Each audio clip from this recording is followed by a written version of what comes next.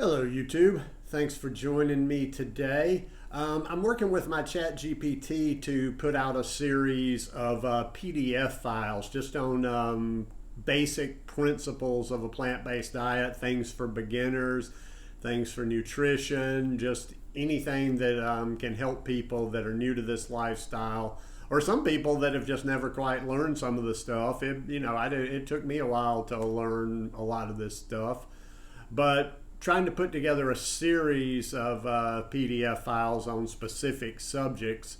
And one of the ones I was working on today was whole food sources of fat versus the oils. Now, I've talked about this many times, and like I've told you guys, I'm not fanatic about oil. I know a lot of people are like, they sound like evangelist preachers, whole food, plant-based, no sugar, no salt, no oil, blah, blah, blah.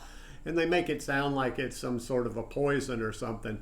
I don't want to go over exaggerate and go that way. I'm not here to say, oh, oil is some sort of a poisonous substance. You put it in your body and it automatically starts doing bad things. But having said that, I eat very little oil. In fact, I could almost say I eat no oil because I just kind of eat trace amounts of oil. I probably, like I've told you many times here, and I'm just guesstimating this because I don't use it on any regular basis, but a lot of weeks I'll use 2 teaspoons in a week. I mean, maybe, just for safety, just to do the upper limit, we'll say like maybe I use a tablespoon of oil per week, not per day, per week. Just a couple of things, and I'll just tell you, I like the taste of olive oil in a couple of different things that I use. When I make brown rice, kind of like that little bit of olive oil flavor in there, but for a whole pot, I use 2 teaspoons of olive oil. And it also helps the texture a little bit. And for some odd reason, like with cabbage, I like a little bit of oil. But in general, I don't really use the stuff, and it can get away from you. And one thing is, it's because oils are stripped of nutrients, and the whole fats are complete packages. With oils being refined products, the fiber, water, protein, vitamins, and antioxidants have all been stripped away, and what you're left with is 100% fat, and that works out to around 120 calories per tablespoon. And if you've used oil, I'm sure you can verify this in your own experience. Like most people do not measure their oil. That's another thing. Like I say, the reason I know I use 2 teaspoons is because anytime I use any oil, I measure it. And I think back as I'm pouring just 2 little teaspoons, and I think back to when I was free pouring, and I'm like, easily I could be using 4 and 5 tablespoons at a time.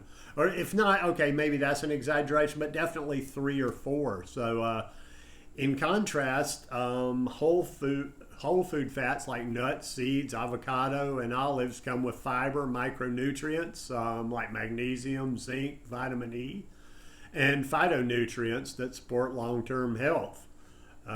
It just kind of makes sense when you think of it like that. You're stripping something out. You've got something with nutrients in it, a whole food with nutrients in it, and then you've got another one that is just straight oil, just straight fat.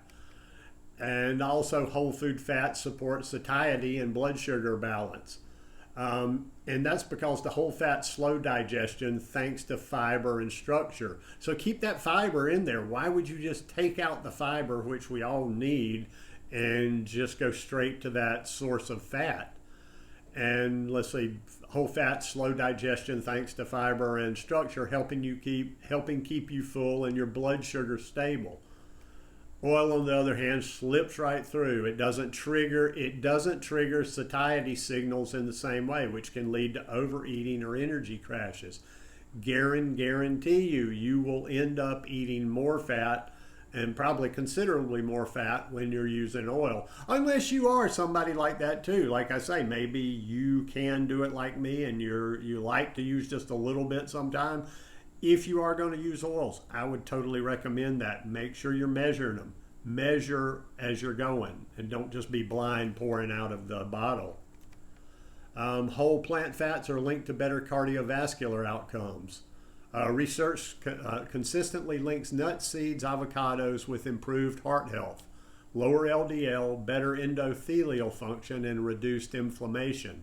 Oils, even so-called heart healthy ones, often impair endothelial function shortly after consumption, especially when used in high heat cooking or in large quantities.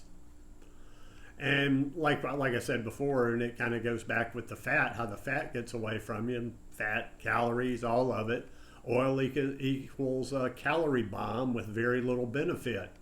Oil is the most calorie-dense food on the planet. It's about 4,000 calories per pound. That's 40 times the caloric density of spinach and 10 times that of beans. So if you're trying to manage weight, energy, or trying to prevent disease, switching from oil to whole fats can be a game changer. And especially for the weight, go back to the weight, and I will repeat it again, even though I've repeated it 3 or 4 times already in this video. When you're free pouring, when you're using oil, it can easily get out of hand. When I was sick a couple of summers back, and I was trying just not to lose a ton of weight when I think I had COVID or a flu or something, and I was making mashed potatoes because they were easy on the stomach, easy to eat. And I would use some plant milk, and instead of using butter or whatever, I was using olive oil to get those things even remotely tasting good. And when you're sick, you don't tend to be as thoughtful on the health aspect of it.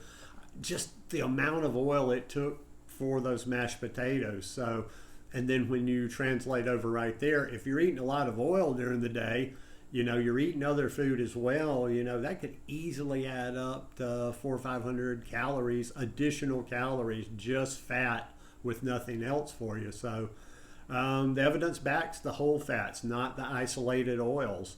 Once again, not try, there's this whole movement out there of oils, the seed oils and all that. Any oil is demonized or whatever, and I'm not necessarily demonizing it. I'm just saying why. Why choose oil when there's good whole food fats out here? In my house right now, I've got 3 different types of nuts. I've got seeds. I've got an avocado over there that's just about to be ripe. There's just so many different whole food sources, and they're more satisfying. You get to eat them. They have a little bit more taste to them. Olive oil's okay, from time to time with certain things, but oils don't have a lot of flavor to them. Nothing like nuts, nothing like an avocado, even a little bit of coconut from time to time. Nothing wrong with that, even though there's a lot of saturated fat in the coconut, albeit a plant-based product. But anyhow, just my 2 cents worth on the fat, and that's why I always tend to choose the whole food fats over the oil. But anyhow, I'm going to keep working on this, and I'll let you guys know when some of these PDFs are ready. But hope you guys enjoyed this one today. If you like it, please give me a thumbs up. Be sure and subscribe to the channel if you haven't already, and have a beautiful day. Peace.